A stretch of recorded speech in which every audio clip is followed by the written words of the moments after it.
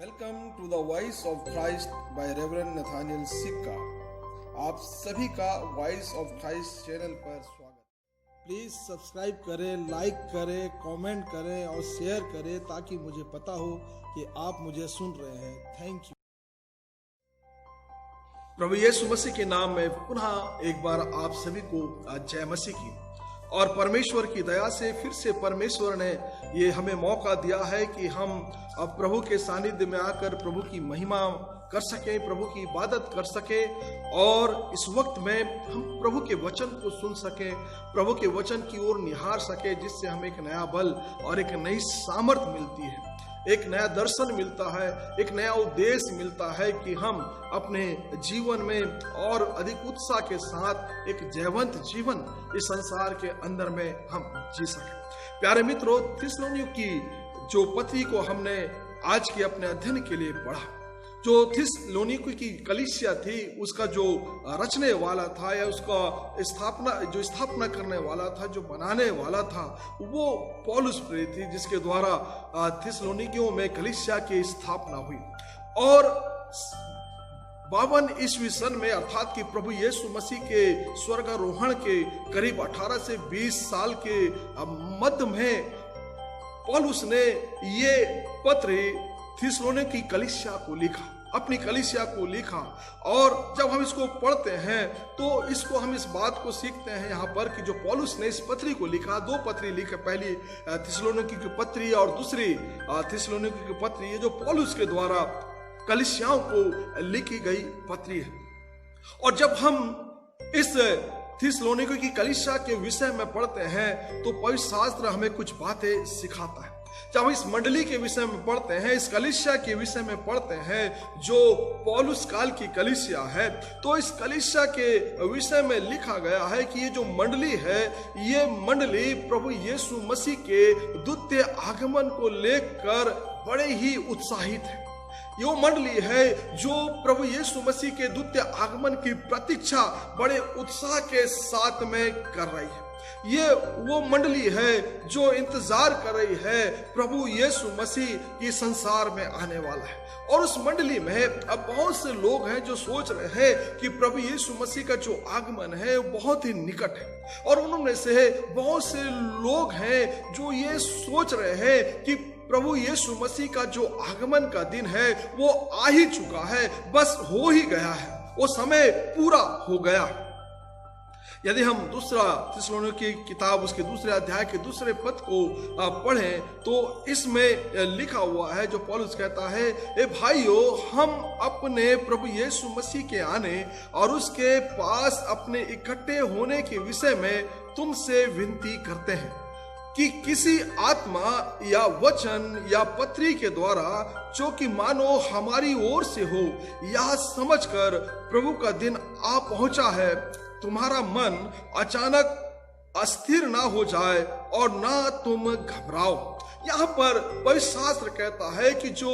मंडली है, थिस्सलुनीकियों की मंडली है, कलीसिया है, उन्हें पूरा यकीन है कि प्रभु यीशु मसीह के आगमन का जो समय है वो पूरा हो चुका है और निश्चित ही प्रभु अब आने पर ही है, प्रभु का समय आ ही चुका है। और पौलुस इस पत्री के द्वारा उन्हें ये बात को समझाने का प्रयास कर रहा है, ये बात को सिखाने का प्रयास कर रहा है। इसमें जब आप पढ़ेंगे तो इसमें पौलुस उन्हें कह रहा है कि मानो कोई हमारी ओर से हमारी तरह समझाइश देकर तुम्हें ये बता रहा हो कि प्रभु का दिन बिल्कुल आ ही गया है, बिल्कुल होने ही वाला है। तो इस बात को सुनकर तुम विचलित ना होना, परेशान ना होना, घबराना नहीं।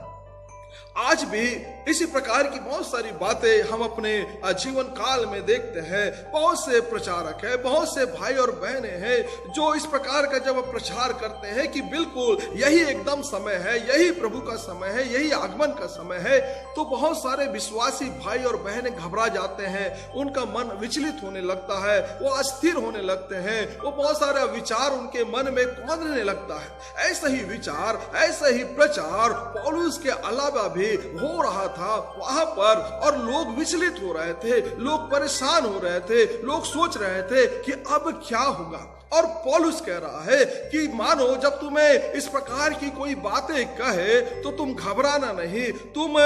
चिंता मत करना, तुम विचलित नहीं करना। जो यीशु मसीह के आगमन की जो प्रतीक्षा में जो उनके जीवन का उत्साह था, हर्ष था, उस हर्ष के उत्साह के कारण से या उस प्रकार के ठोस विश्वास के कारण से कि बस प्रभु यीशु मसीह आ ही गया है, आने ही वाला है, बहुत सारे बुराइयां या गलतफहमी उस कलीसिया के अंदर में पैदा हो गई, विश्वासियों के जीवन के अंदर में पैदा हो गई, और बहुत सारे भ्रम उनके जीवन में फैल गए, जिसे पौलुस उन्हें समझाना चाहता था, जिसे पौलुस उन्हें सिखाना चाहता था, जो उनके जीवन के लिए महत्वपूर्ण है और हमारे जीवन के लिए भी। और उनके जीवन के इसी विश्वास की दशा को देखकर, उनके जीवन की इसी उत्साह को देखकर ये पत्र पौलुस ने उनको लिखा, ताकि वो परमेश्वर के वचन को सही रीति से समझा सके, परमेश्वर पुत्र यीशु मसीह के आगमन की बातों को सही रीति से उन्हें बता सके, उन्हें सिखा सके। और ये बहुत जरूरी है आज हमारे जीवन के लिए भी इस बात को समझना कि जैसा कि मैंने कहा था कि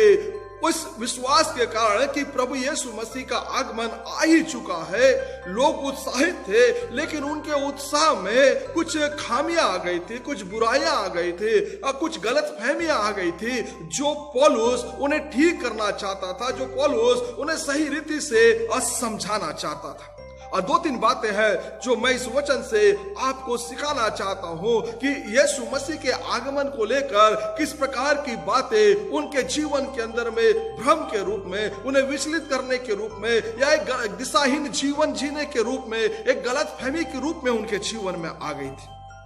जब हम प्रभु के वचन को पढ़ते हैं तो इस बात को सीखते हैं कि जो उन्होंने ये समझा,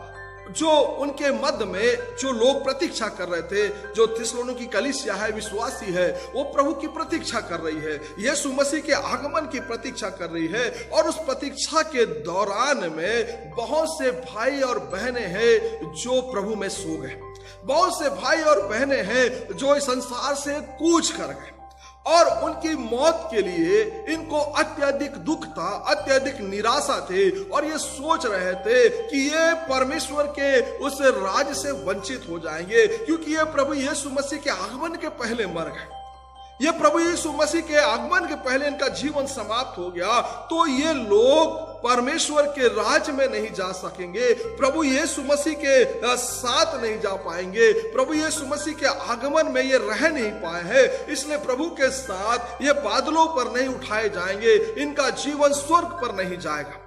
और ये अपने उन लोगों के लिए जो प्रभु यीशु मसीह में जी तो रहे थे और उनके साथ प्रभु यीशु मसीह की प्रतीक्षा कर रहे थे, वो मर गए, तो उनके विषय में लोग शोकित है, उनके विषय में लोग दुखित है। पौलुस उन्हें इस बात को समझाना चाहता है, उन्हें यह बताना चाहता है कि जो लोग प्रभु में मर चुके हैं, जो लोग प्रभु यीशु मसीह में सो गए हैं, वो ठीक वैसे ही उन लोगों के ही समान जिलाए जाएंगे और बचाए जाएंगे, या उनका महत्व उतना ही होगा जितना कि यीशु मसीह के आगमन पर जिंदे विश्वासियों का। जो यीशु मसीह के आगमन पर जो विश्वासी जीवित रहेंगे, उनका मूल्य किसी भी रूप से उन विश्वासियों से अधिक नहीं होगा जो प्रभु यीशु मसीह में सो गए। दोनों का जो जीवन है प्रभु यीशु मसीह के सामने एक समान होगा। पहला थिस्सलुनीकी उसके 4 अध्याय के जब आप 13 और 14 पद को पढ़ें तो पौलुस क्या कहता है, हे भाइयों, हम नहीं चाहते कि तुम उनके विषय में जो सोते हैं अज्ञान रहो। ये जो गलतफहमी उनके जीवन के अंदर में है कि यीशु मसीह के आगमन पर वे लोग जो भरोसा तो करते थे और भरोसे के कारण से भरोसे में जीवन जीते जीते मर गए, यीशु मसीह के आगमन पर उनका क्या होगा, क्योंकि वो जीवित नहीं है, वो दुखी है। पौलुस उन्हें समझाता है और यहाँ कहता है, हे भाइयों, हम नहीं चाहते कि तुम उनके विषय में जो सोते हैं अज्ञान रहो। जो मर गए हैं उनके विषय में पौलुस क्या कहता है? जो प्रभु यीशु मसीह में मर गए हैं उसके विषय में पौलुस कलीसियाओं को क्या समझाता है? तो इसमें लिखा है, ए भाइयों, हम नहीं चाहते कि तुम उनके विषय में जो सोते हैं अज्ञान रहो। ऐसा ना हो कि तुम औरों की नाई शोक कर। अब इनके मन में शोक है क्योंकि उन्हें लगता है कि वो परमेश्वर के राज से वंचित हो गए, क्योंकि यीशु मसीह के आगमन के पहले हमारे प्रिय लोग इस संसार से कूच कर गए। तो पौलुस क्या कह रहा है यहाँ पर? ऐसा ना हो कि औरों की नाई तुम शोक करो जिन्हें आशा नहीं है, क्योंकि यदि हम प्रतीति करते हैं कि यीशु मरे हुओं में से जी उठा है, तो वैसे ही परमेश्वर उन्हें भी जो यीशु मसीह में सो गए हैं उसी के साथ ले आएगा। पौलुस ने उन्हें इस बात को समझाया, इस बात का भरोसा दिलाया कि जैसे लोग जिंदे हैं प्रभु यीशु मसीह की प्रतीक्षा कर रहे हैं और उनकी जो वैल्यू होगी, उनका जो महत्व होगा, उनका जो स्थान होगा, उनका स्थान उन लोगों से कदापि ऊंचा नहीं होगा जो प्रभु यीशु मसीह में मर गए, जो प्रभु यीशु मसीह में सो गए हैं। क्योंकि जो यीशु मसीह में सो गए हैं वे भी प्रभु यीशु मसीह के आने पर जिलाए जाएंगे, कि जो लोग जीवित हैं उनके साथ परमेश्वर के राज्य में दाखिल हो, अनंत काल के जीवन में दाखिल हो। तो जो उनके मन में एक गलत फहमी थी कि यीशु आएगा और तब जो जीवित होंगे केवल वही प्रभु के साथ में उठाए जाएंगे, जिलाए जाएंगे, पौलुस ने कहा ऐसा नहीं है। लेकिन जो यीशु मसीह में सो गए हैं, परमेश्वर पुत्र यीशु मसीह उन्हें भी जिलाएगा, ताकि वो उसी रूप में बराबर से जो जीवित विश्वासी है उनके साथ प्रभु के आगमन पर, प्रभु की प्रतिज्ञा में जो मर गए हैं वे भी जीवितों के समान शामिल हो सके। दूसरी बात, पवित्र शास्त्र में परमेश्वर का जीवित कलाम हमें यह सिखाना चाहता है, जो प्रभु यीशु मसीह के आगमन को लेकर उनके जीवन के अंदर में एक भ्रम आ गया था, एक गलत फहमी आ गई थी, एक गलत विचारधारा आ गई थी, एक बुराई आ गई थी। वो ये था कि वे समझने लगे थे कि यीशु मसीह का आगमन होने ही वाला है, बस 1, 2 दिन, 4 दिन बस है। यीशु मसीह का जो आगमन है वो होने ही वाला है, और इस कारण से उन्होंने अपने मन में सोचा कि अब दैनिक कार्यों को करने की आवश्यकता नहीं है, अब जो साधारण नैतिक नियम है उसे पालन करने की आवश्यकता नहीं है, क्योंकि प्रभु आने ही वाला है और ये सारे जो बात है अब वो बेकार है। हमें सब बातों को छोड़कर, सब कामों को छोड़कर केवल प्रभु यीशु मसीह के आगमन की प्रतीक्षा करनी चाहिए। हमें सब बातों को भूलकर, सब बातों को छोड़कर, सब कामों को छोड़कर केवल यीशु मसीह के प्रतिज्ञाओं के अनुसार उसके आगमन की प्रतीक्षा करनी चाहिए। लोगों ने अपने दैनिक काम को छोड़ दिया, लोगों ने नैतिक जो नियम थे, जो उनके जीवन की दिनचर्या के लिए थे, जो कलीसियाई संगति और सहभागिता के लिए थे, जो उनके आपस के जीवन के लिए थे, उन नैतिक और परमेश्वर के और जो अलग दूसरे नियम थे, दूसरे आज्ञा थी, उनको छोड़कर, अपने कामों को छोड़कर वो केवल यीशु मसीह के आगमन की प्रतीक्षा कर रहे थे। आज भी बहुत से ऐसे विचार हमारे मन में आते कि सब कुछ बेकार है, सब कुछ छोड़ो और केवल प्रभु यीशु मसीह की प्रतीक्षा करो। बाइबल की ऐसी शिक्षा नहीं है जो पौलुस इस अंश में सिखाना चाहता है।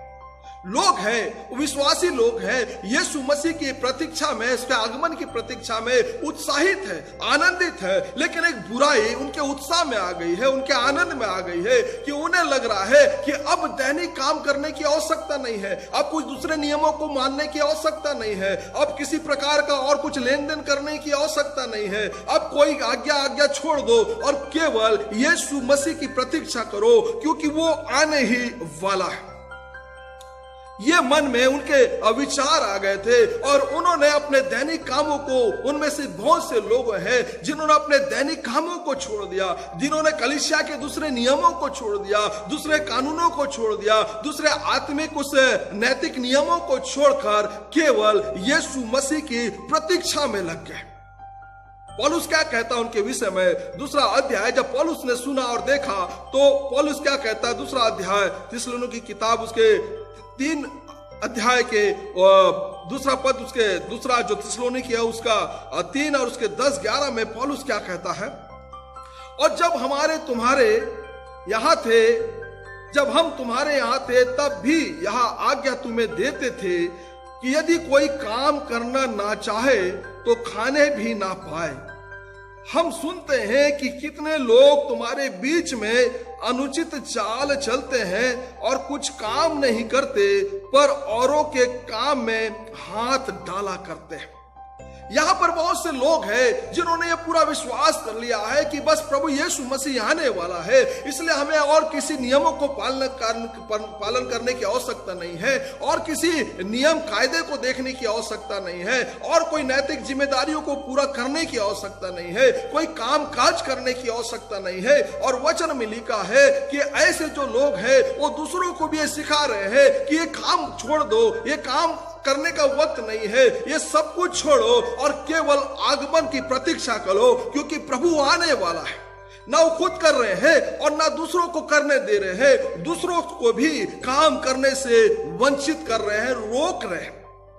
पौलुस उन्हें कहता है कि ऐसा नहीं है, लेकिन पौलुस उन्हें सिखाना चाहता है इसी 3 अध्याय के 10, 11, 12, 13 में कि यदि कोई काम नहीं कर रहा है तो उसे खाने का भी अधिकार नहीं है। यदि कोई परिश्रम नहीं कर रहा है तो उसे खाने का भी अधिकार नहीं है। पौलुस यहां पर यीशु मसीह के दूसरे आगमन के उत्साह में किसी प्रकार का कोई कमेंट्स नहीं कर रहा है या उन्हें ये कह नहीं रहा है, लेकिन उनके जो उस विश्वास में जो खामियां है उसको ठीक कर रहा है कि तुम्हें प्रभु यीशु मसीह के आगमन तक उसकी प्रतीक्षा तो करना है, लेकिन परमेश्वर के जो नैतिक नियम परमेश्वर ने दिए हैं, प्रभु ने जो ठहराए हैं, और जो हमारे दैनिक कार्य है वो विश्वास के साथ निरंतर करते रहना है। विश्वास के साथ निरंतर उन कामों को करते रहना है। काम करना, परिश्रम करना जरूरी है, और यीशु मसीह के आगमन की प्रतीक्षा में आपको रहना तो है, आपको उत्साहित भी रहना है, लेकिन जो आपके दैनिक काम काज है, जो आपके नैतिक नियम है, आपको उनका भी अनुकरण करना है और विश्वास के साथ उन दैनिक कामों को करते हुए प्रभु यीशु मसीह की प्रतीक्षा करना है। प्यारे मित्रों, 1997 में एक मार्शल एप्पल वाइट जो पास्टर हुआ करते थे, जो अमेरिका में थे, और उन्होंने प्रभु यीशु मसीह के आगमन की भविष्यवाणी की थी कि 1997 में प्रभु यीशु मसीह संसार में आने वाले हैं। और उनकी इस भविष्यवाणियों के कारण से बहुत से लोग उनकी बातों पर भरोसा करते हुए बहुत सी चीजों को उन्होंने छोड़ दिया, अपने दैनिक दिनचर्या के कार्यों को छोड़ दिया, नैतिक नियमों को मानना छोड़ दिया, और उस प्रभु यीशु मसीह के आगमन में सब कुछ छोड़कर वे उस पास्टर के साथ या मार्शल एप्पल वाइट के साथ में हो लिए। लेकिन समय आया, यीशु मसीह का आगमन नहीं हुआ, लोग पछताने लगे, लोग डिप्रेशन में जाने लगे क्योंकि उन्होंने सब कुछ खो दिया था। और कहते हैं कि ना केवल वो पास्टर लेकिन उसके अनुयायी जो इन बातों पर भरोसा करके सब कुछ छोड़ चुके थे, वे सब के सब आत्महत्या करके मर गए। पौलुस इस बात को सिखाना चाहता है कि यीशु मसीह का आगमन है, लेकिन यीशु मसीह के आगमन को लेकर आपको सब कुछ छोड़ने की आवश्यकता नहीं है, इंतजार करना है, प्रतीक्षा करना है। लेकिन जो नैतिक नियम प्रभु ने ठहराए हैं, जो नैतिक जिम्मेदारी प्रभु ने आपके जीवन के अंदर में दिया है, जो दैनिक दिनचर्या के काम आपके जीवन के लिए जरूरी है, पौलुस कहता है उन कामों को करते रहना है, उन कामों को करते रहना है, प्रभु की महिमा में जीते रहना है, विश्वास के साथ उन कामों को करते रहना है, और कलीसिया साधारण नियम और परमेश्वर के नैतिक नियमों का अनुकरण करते रहना है।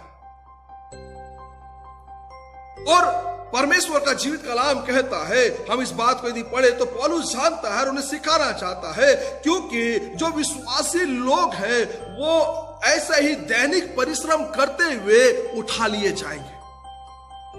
यदि हम मत्ती रचित सुसमाचार उसके 24 अध्याय के उसके 40 से 41 पद पढ़े तो उसमें क्या लिखा हुआ है, उस समय 2 मनुष्य खेत में होंगे, एक ले लिया जाएगा, दूसरा छोड़ दिया जाएगा। 2 स्त्रियां चक्की पीसती होगी, एक ले ली जाएगी और दूसरी छोड़ दी जाएगी। वचन कहता है कि यीशु मसीह के आगमन तक इसलिए उसके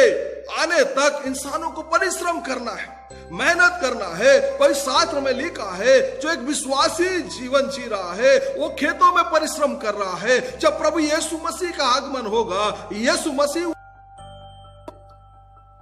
जो लोग चक्की पीस रहे होंगे, मेहनत कर रहे होंगे, प्रभु यीशु मसीह विश्वासियों को वहां से ले उठाएगा। जो लोग खेती किसानी में है, जो हल जोत रहे होंगे, खेत जोत रहे होंगे, प्रभु यीशु मसीह उस स्थान से उन्हें उठा लेकर जाएगा। वचन में लिखा हुआ है कि जो लोग परिश्रम कर रहे हैं,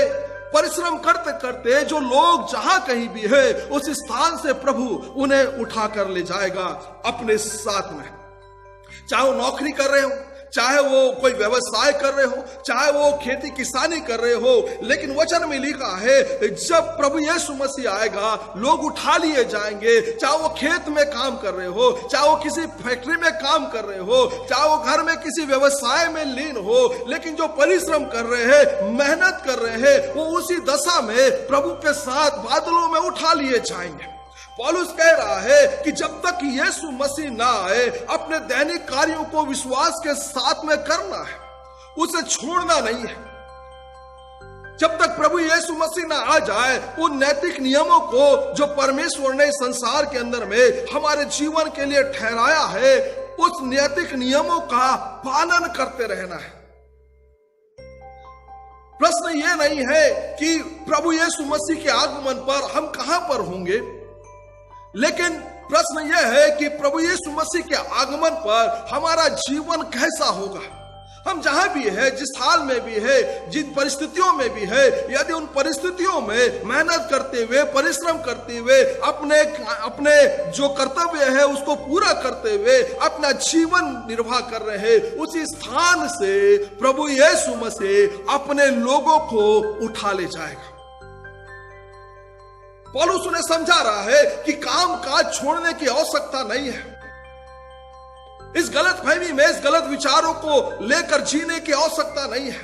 लेकिन प्रभु जब तक ना आए, तुम्हें सतर्कता के साथ, विश्वास के साथ में परिश्रम करना है, मेहनत करना है और उन तमाम नैतिक नियमों का अनुकरण करना है जो परमेश्वर ने तुम्हारे जीवन के लिए ठहराया था। थिस्सलुनीकियों की कलीसिया उत्साहित तो थी, लेकिन उनके उत्साह में एक बुराई आ गई थी कि लोग कामकाज को छोड़कर प्रभु के आगमन की प्रतीक्षा में केवल एक स्थान में ही जीवन जीना चाहते थे। पौलुस कहता है ये उचित नहीं है, ये सही नहीं है। आपको परिश्रम करना है, आपको मेहनत करना है, अपने दैनिक दिनचर्या के तमाम कर्तव्यों को पूरा करना है और एक अच्छे विश्वासी की तरह अपने जीवन को जीना है। क्योंकि आप जो भी कर रहे हैं, जिस स्थान में भी कर रहे हैं, यीशु मसीह जब आएगा आपको उन स्थानों से अपने पास उठा के लेकर जाएगा। पौलुस ने लोगों को समझाया, लोगों को सिखाया कि यीशु मसीह के आगमन के लिए अपने दैनिक कार्यों को, कर्तव्यों को और नैतिक नियमों को छोड़ने की आवश्यकता नहीं है, लेकिन उसका पालन करते हुए, उन कामों को करते हुए प्रभु यीशु मसीह में एक अच्छा विश्वासी जीवन जीने की आवश्यकता है। तीसरी बात जो इस कलीसिया के अंदर में जो बुराई आ गई थी, जिसे पौलुस ठीक करना चाहता था, और वो थी सामान्य विश्वासी और जो वरदानी प्राप्त विश्वासी थे, उनके मत का तनाव। उनके मत का तनाव, जो धार्मिक थे या जो विश्वासी, जो आत्मा से भरे हुए थे या वरदानों से परिपूर्ण थे, और जो एक आम विश्वासी थे, सेवक थे, उनके मध्य में एक बड़ा तनाव था। और यह तनाव था अपनी धार्मिकता की श्रेष्ठता को लेकर, अपनी धार्मिकता लेकर। और पौलुस उन्हें समझाता है कि उन्हें एक दूसरे के साथ मेल मिलाप निर्वाह करना है। 5वां अध्याय इसी पत्री के, पहली पत्री थिस्सलुनीकियों की पहली पत्री 5वां अध्याय और 13 और 14 पद है। और कारण प्रेम के साथ उनको बहुत ही आदर के योग्य समझो, आपस में मेल मिलाप के साथ रहो। कुछ विश्वासी अपने आप को श्रेष्ठ और सामान्य विश्वासियों को निम्न समझते, उन्हें लग रहा था कि हम आत्मा से भरे हुए लोग हैं, हमें पवित्र आत्मा का दान मिला है, इसलिए प्रभु का अनुग्रह हमारे जीवन पर है और हम श्रेष्ठ हैं। और जो लोग बाकी जो सामान्य विश्वासी हैं, जो सामान्य सेवक हैं, उनको वो निम्न कोटि का विश्वासी समझ रहे थे। आज भी हमारी कलीसियाओं में बहुत से ऐसे विचार को लेकर लोग हैं। आज भी कलीसियाओं के अंदर में कई लोग हैं जो अपनी धार्मिकता को श्रेष्ठ समझते हैं, अपनी धार्मिकता को महान समझते हैं और दूसरों की धार्मिकता को तुच्छ समझते हैं। अपने विश्वास को महान समझते हैं और दूसरे के विश्वास को तुच्छ समझते हैं। अपने आप को वचन का ज्ञानी समझते हैं, वचन को जानने वाला समझते हैं और दूसरे को अज्ञान व्यक्ति समझते हैं। आज भी कलीसियाओं के अंदर में इसी प्रकार की भावना है जो थिस्सलुनीके की कलीसिया के अंदर में है, कि वहां पर जो वरदानी प्राप्त विश्वासी है, जिन्होंने प्रभु का वरदान पाया है, वो अपने आप को श्रेष्ठ समझ रहे हैं और जो साधारण सेवक और विश्वासी है उनको निम्न समझ रहे हैं। पौलुस उन्हें समझाता है कि आपस में तुम्हें एक दूसरे का आदर करते हुए मेल मिलाप के साथ में रहना है, लिखा हुआ है। और उन कामों के कारण प्रेम के साथ उनको बहुत ही आदर के योग्य समझो। जो श्रेष्ठ लोग हैं, जो अपने आप को श्रेष्ठ समझ रहे हैं, वो एक सामान्य विश्वासी को कमजोर, अज्ञानी और अविश्वासी सोच रहे हैं। पौलुस कहता है उन्हें आदर के योग्य समझो और आपस में मेल मिलाप के साथ में रहो। प्यारे मित्रों, ये बुराई जो कलीसिया के अंदर में उस वक्त भी थी, आज भी हमारी कलीसियाओं में इस प्रकार की बुराई पाई जाती है, इस प्रकार के जो गलत धारणाएं पाई जाती है। पवित्र शास्त्र में पौलुस कलीसियाओं को सिखाना चाहता है, समझाना चाहता है कि एक दूसरे के साथ मिलकर रहो, परस्पर एक दूसरे का आदर करो और अपने दैनिक कार्यों में परिश्रम करते रहो, नैतिक नियमों का पालन करते रहो। क्योंकि जब प्रभु आएगा, प्रभु का समय आएगा, तो प्रभु अपने आप अपने लोगों को चुनकर निकाल लेगा। यीशु मसीह का आगमन किसी को भी पता नहीं है और इसलिए पौलुस क्या कहता है कि विश्वास के साथ परिश्रम करते हुए सतर्कता के साथ अपना जीवन बिताओ। आपको विश्वास करना है यीशु मसीह के आगमन पर, आपको विश्वास करना है प्रभु यीशु मसीह के द्वितीय आगमन पर, लेकिन पौलुस कहता है विश्वास भी करना है, प्रतीक्षा भी करना है, लेकिन सतर्कता के साथ में, सावधानी के साथ में प्रभु यीशु मसीह में अपना जीवन जीते हुए अपने दैनिक कामों को करना है, अपने दैनिक नियमों का पालन करते रहना है, एक दूसरे के साथ मिलकर अपने जीवन का निर्वाह करना है। पौलुस की शिक्षा है प्रभु के जीवित कलाम के अंदर में। और इसलिए प्यारे मित्रों कि पवित्र शास्त्र में कहता है कि प्रश्न ये नहीं है कि यीशु मसीह के आगमन के वक्त में हम किस स्थान पर होंगे, लेकिन प्रश्न ये है कि यीशु मसीह का आगमन होगा तो हम किस तरह का जीवन जी रहे होंगे। इस बात को सोचने की, चिंता करने की आवश्यकता नहीं है कि यीशु मसीह का आगमन होगा तो मैं कहाँ होऊंगा, कहीं मैं वंचित तो नहीं हो जाऊंगा, कहीं उस स्थान में पहुंच तो नहीं पाऊंगा, कहीं जहां पर प्रभु आएगा मैं उस स्थान तक जा नहीं पाऊंगा। इस प्रकार के भ्रम और विचारों को त्यागने की आवश्यकता है। और पौलुस कहता है, पवित्र शास्त्र कहता है कि परमेश्वर तो खुद ढूंढ लेगा उन लोगों को जो संसार के अंदर में विश्वास के साथ प्रतीक्षा करते हुए अपने दैनिक जीवन को जी रहे हैं, परिश्रम करते हुए। इसलिए प्रभु के वचन में लिखा है खेत में होगा, दो खेत में होंगे, एक प्रभु में उठा लिए जाएगा, दो चक्की पीस रही होंगी, एक प्रभु में उठा ली जाएगी। तो परमेश्वर अपने लोगों को चुन लेगा, निकाल लेगा। जो भ्रम थिस्सलुनीके की कलीसिया के अंदर में थी कि हमें कुछ करने की आवश्यकता नहीं, हमें किसी नियमों का पालन करने की आवश्यकता नहीं, हमें दूसरा काम करने की आवश्यकता नहीं,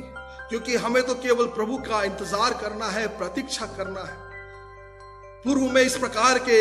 जो विश्वास से पीड़ित लोग या भ्रमित लोग हुए, उन्होंने अपने जीवन में आत्महत्याएं तक कर दी। जैसा कि मैंने एक बीच में उदाहरण दिया था, मार्शल एप्पल वाइट के उस भविष्यवाणी के बाद में बहुत से अनुयायियों ने आत्महत्या कर लिया क्योंकि यीशु मसीह का आगमन नहीं हुआ। पौलुस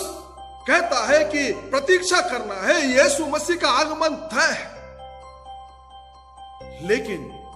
उसकी प्रतीक्षा सतर्कता के साथ में, सावधानी के साथ में, अपने कर्तव्यों के निष्ठा के साथ पालन करते हुए, नैतिक नियमों का पालन करते हुए, दैनिक कर्तव्यों का पालन करते हुए, परिश्रम करते हुए प्रभु के आने की प्रतीक्षा करना है। क्योंकि प्रभु जब भी आएगा, आप जिस स्थिति में होंगे, आप जहां कहीं होंगे, प्रभु उस स्थान से आपको उठा लेगा। परमेश्वर हम सभी की सहायता करे, इन वचनों के द्वारा हमें आशीष दे कि हम प्रभु की आगमन की प्रतीक्षा तो करें, विश्वास तो करें, सावधानी बरते और अपने दैनिक दिनचर्या के उन तमाम नैतिक जिम्मेदारियों को पूरा करते हुए एक सतर्क विश्वासी की तरह सावधानी के साथ अपने विश्वासी जीवन में आगे बढ़े, अपने विश्वासी जीवन को जीते चले जाएं। आप कहीं भी परिश्रम कर रहे हो, आप कहीं भी मेहनत कर रहे हो, वहां पर आप आज्ञाकारी बने रहे, क्योंकि आप जहां कहीं होंगे वहीं से प्रभु आपको उठा लेगा। परमेश्वर इन वचनों के द्वारा हम सबको बहुतायत की आशीष प्रदान करे। आइए अपनी